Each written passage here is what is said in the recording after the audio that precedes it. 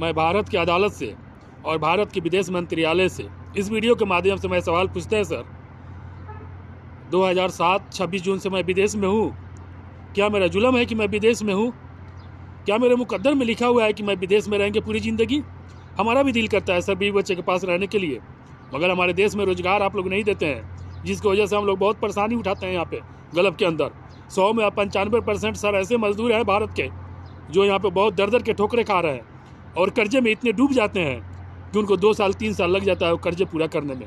फिर भी उनके घर की हालात सीधा नहीं होता है और वो विदेश के हवाले अपनी ज़िंदगी को कुर्बान कर देते हैं। और जब सर यहाँ पे हमारा बॉडी एक्सपायर हो जाता है, जब हम मर जाते हैं ना, तो हमारे बॉडी जिस हालात में रहता है ना, उसी हालात में हमको बर्फ़ के बक्से में पैक कर दिया जाता है।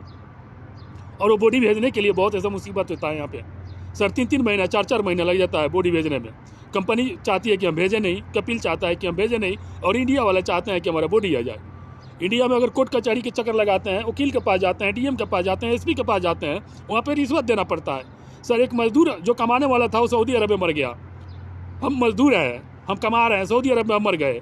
हमारे घर में तो पैसा नहीं है ना, हमारे घर में तो पैसा नहीं का आमद ख़त्म हो गया ना, मगर हमारे बॉडी अगर हमारे घर वाले मंगाने के लिए जाते हैं वकील के पास मसौदा बनाने के लिए, ऑनलाइन कराने के लिए, या डीएम के पास या एसपी के पास या जिला में या कोतवाली में कहीं भी जाते हैं सर, उनसे पैसा मांगा जाता है, उनसे बेशुमार पैसा मांगा जाता है, उनकी मजबूरियों को फ़ायदा उठाया जाता है।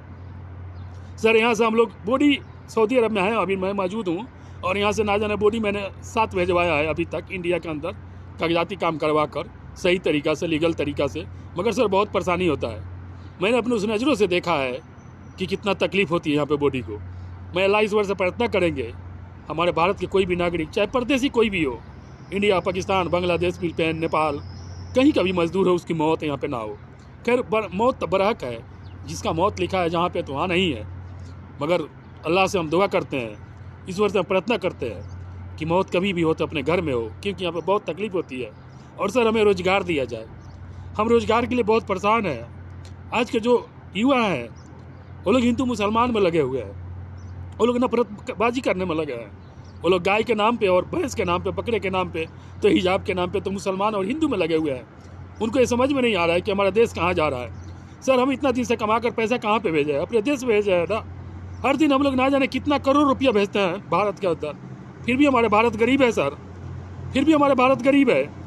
इस पर किसी नेता का ध्यान नहीं है, इसी पे किसी विपक्ष का इस पर ध्यान नहीं है। क्यों नहीं है? इस पर ध्यान देने की ज़रूरत है ना सर। हम इतना कमाते हुए भी हमारा देश गरीब है, हम इतना कमा कर पैसे अपने देश में भेजते हैं, फिर भी हमारा देश गरीब है। हमारा पैसे कहाँ जाता है सर? बैंक में जाता है ना।